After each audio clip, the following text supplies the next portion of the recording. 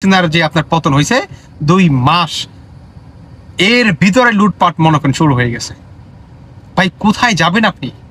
আর আমার কথা হচ্ছে এই ধরনের যে মনে করেন দুর্নীতি এগুলা কেন সাংবাদিক ভাইয়েরা মনে করেন আপনার ধরিয়ে দিবে যে আপনারা দেখেন কিভাবে ওপেনে দুর্নীতি হচ্ছে, কিভাবে হচ্ছে দেখেন আপনারা। এটার জন্য কি আপনার দুর্নীতি মুক্ত কমিশন নাই? বলেন তারা কি করছে? বৈশা বৈশা আঙ্গুল চড়ছে? হ্যাঁ, আমার প্রশ্ন ভাই আপনাদের কাছে।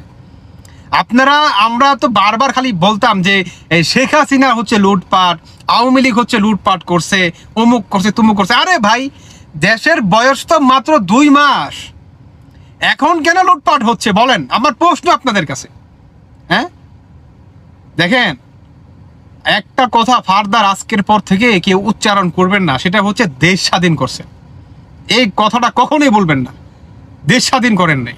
কিছু মানুষের, কিছু স্বার্থবাদী লোকদের তাদের সুবিধা হাসিল করার জন্য মনে করেন এই আন্দোলন করছে।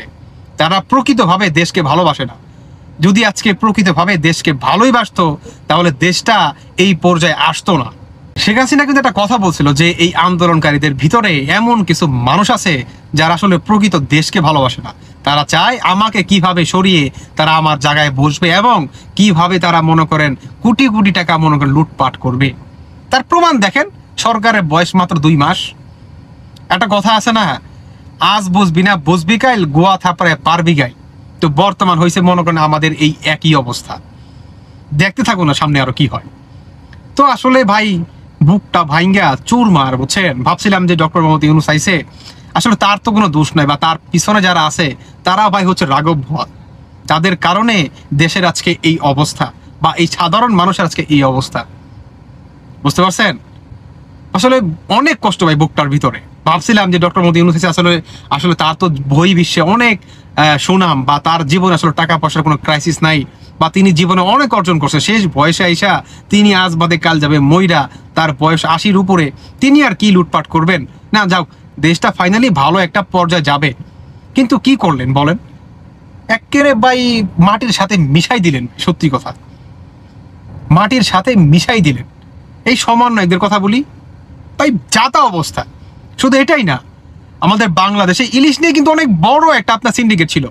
আমরা অনেকেই বলতাম যে শেখ হাসিনা আসলে ভারতে সব ইলিশ দেয়, বাংলার মানুষ খেতে পারি না। বর্তমান কিছুদিন আগে উপদেষ্টারা একটা দেয় যে কোনো ইলিশ বাংলাদেশ থেকে ইন্ডিয়া যাবে না। তার 1 সপ্তাহ হয় নাই, 1 সপ্তাহ পরে 10 টন ইলিশ ভারতে গেছে। তো তারা বলতেছে আমরা তো টাকার বিনিময় দিছি আমাদের দেশের উন্নয়নের জন্য। তো আমার কথা হচ্ছে ভাই, আপনি টাকার বিনিময় দিছেন, তো শেখ হাসিনা কি মাগনা দিত? নাকি ওই আপনার ওই যে এই কাঁঠাল পাতা দিত বিনিময়ে?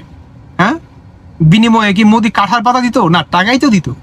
তাহলে এই ধরনের বাটপারি করবেন না, আর বলবেন না যে দেশ স্বাধীন করছেন। আপনারা দেশ স্বাধীন করেন নাই। কিভাবে মনে করেন একজনকে নামিয়ে আপনারা সেই চেয়ারে বসতে চান এবং হাজার হাজার কোটি টাকা আপনারা লুটপাট করতে পারেন, তার প্রমাণ দেখেন আপনি। সরকারের বয়স 2 মাস, কি বলবেন? কাকে বিশ্বাস করবেন? আপনি দেখেন না, বাংলাদেশ সাধারণ জনগণকে দেখেন, তারা আজকে খাইতে পারতেছে না রে ভাই। মূলার কেজি 100 টাকা না 200 টাকা জানি, ডাইলের কেজি কত, চাইলের কেজি কত, তেলের কেজি কত। মানুষ খাবে কেমনে? সাধারণ মানুষ কেমনে বাঁচবো ভাই বলেন?